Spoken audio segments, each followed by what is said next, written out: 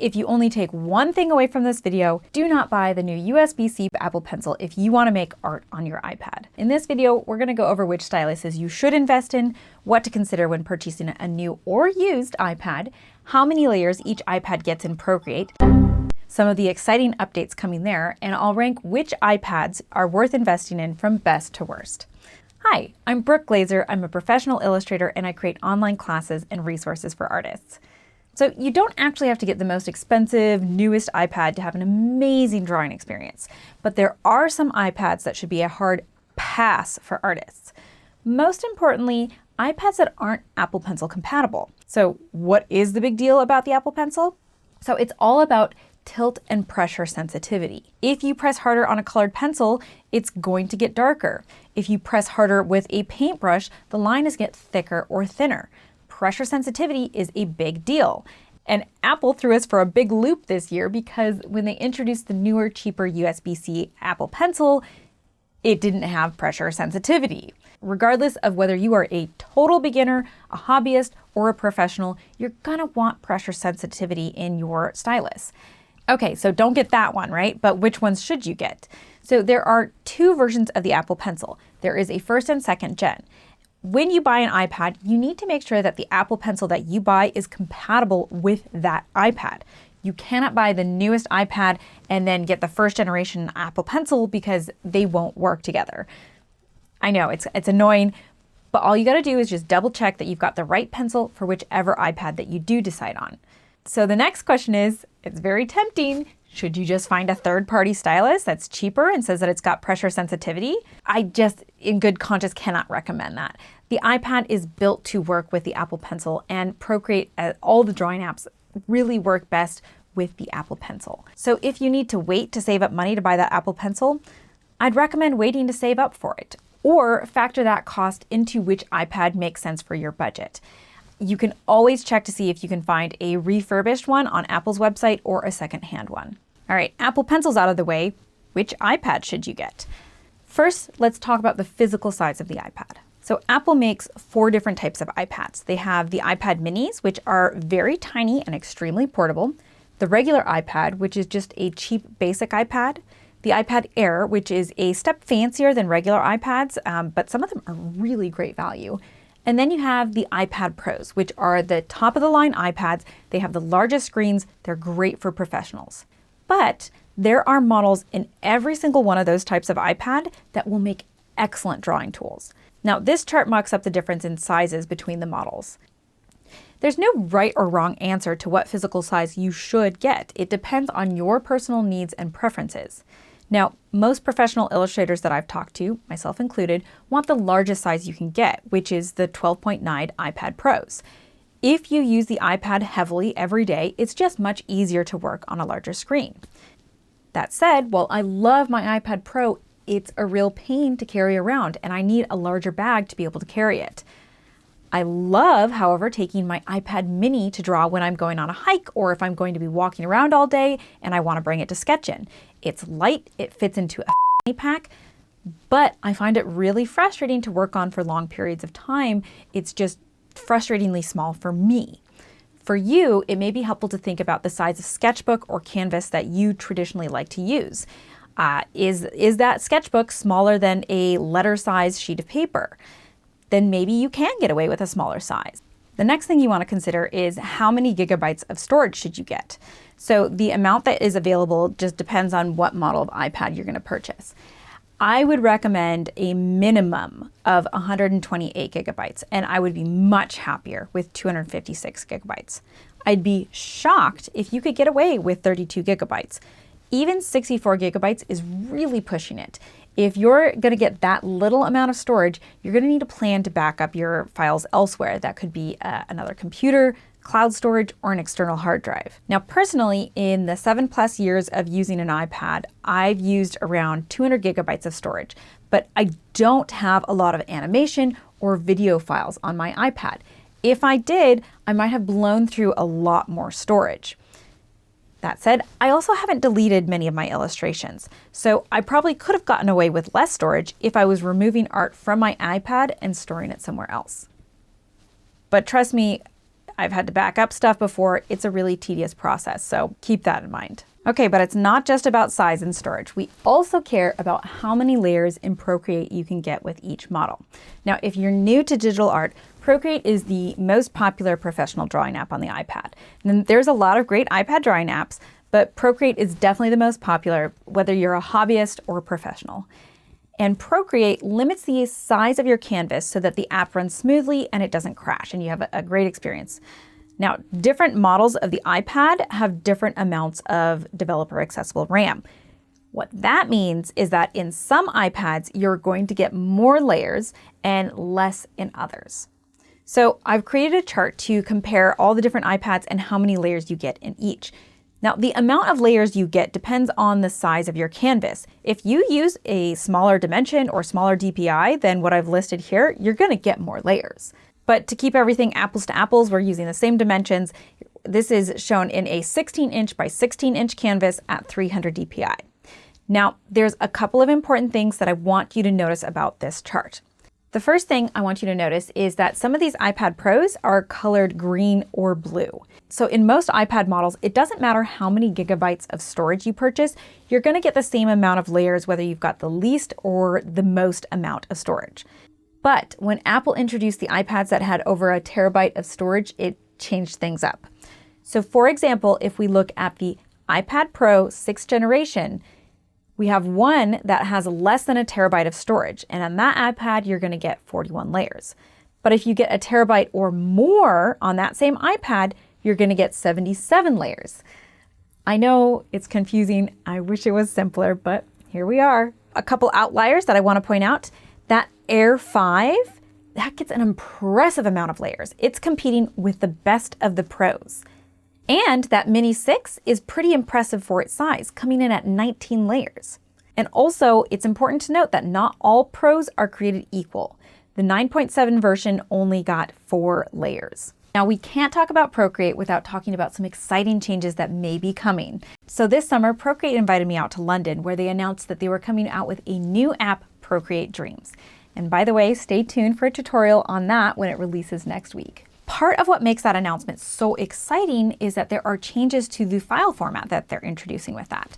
So for example, in Procreate Dreams, you can draw outside of the canvas. And also you can like undo and redo something, but like if you leave the canvas and then come back to it, you can still continue undoing and redoing from where you left off. There's also much larger canvases and the ability to save that file directly to the iCloud. And the plan is that this new file format and painting engine changes that are coming with Procreate Dreams, that they're going to be brought also to Procreate. And with this new file format, we could see some really exciting changes. The largest size canvas that you can create in Procreate Dreams is much larger than what you can create in Procreate. So we may see some updates to what Procreate is capable of. But at this point, we don't know when that will happen or what exactly this actually is going to mean for Procreate. They are two separate apps, Procreate Dreams and Procreate. So just wanted to mention that some of this information may change in the future.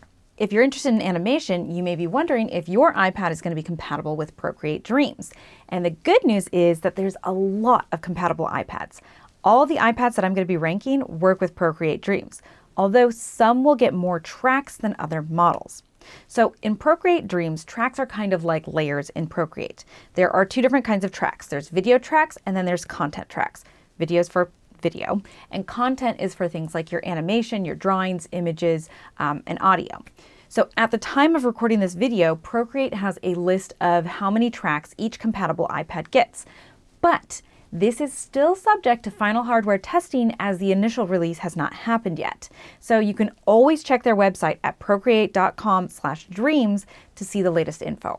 But as of today, these are the iPads that you can get 200, 150 content tracks in. Now, I've been using an early access version of the app for the last several months, and this butterfly is one of the more complex animations I've made, and it took less than 100 tracks, whereas this egg took roughly 25. Most of the animations I've currently been making use about 30 to 40 tracks in their final version. Of course, I experiment and use more tracks to figure out that final result, but I also haven't been trying to conserve my tracks, and I'm probably doing relatively simple animations. So it's a little bit hard to say yet how many tracks that you would need.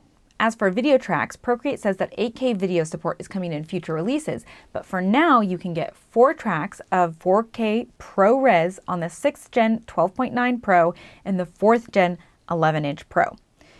Now you're going to get 2 tracks of that 4K ProRes on the 5th Gen Pro and the 3rd Gen Pro. But I want to point out that that Air 5 is standing out once again. It is competing with some of the top of the line iPads. And you'll even get a 4K ProRes track on the 6th Gen iPad mini. If you're not familiar with video, for context, I often film my YouTube videos and my classes in 1080, and occasionally I will film in 4K. 4K ProRes is just a higher quality. So you may or may not need that full power of 4 tracks in ProRes, but if you're wanting to do a lot of animation over video, I'm thinking that 1 track of 1080p might be a lot harder to work with. Before I rank the iPads, I want to mention a couple final things. So the 2 newest iPads, so that's the 12.9 iPad Pro 6th Gen and the 11-inch iPad Pro 4th Gen, have a special feature called Apple Pencil Hover. You can do some neat things with this, like preview your brush size and color, preview an animation file in Procreate, or scrub through the timeline in Procreate Dreams without touching the screen. So this is a really nice feature to have, but it's not crucial for most artists. The other thing that I want to mention is screen brightness. So the 12.9 iPad Pro 6th Gen and 5th Gen get brighter than other models. And to me, this is a big deal because I really like working outside.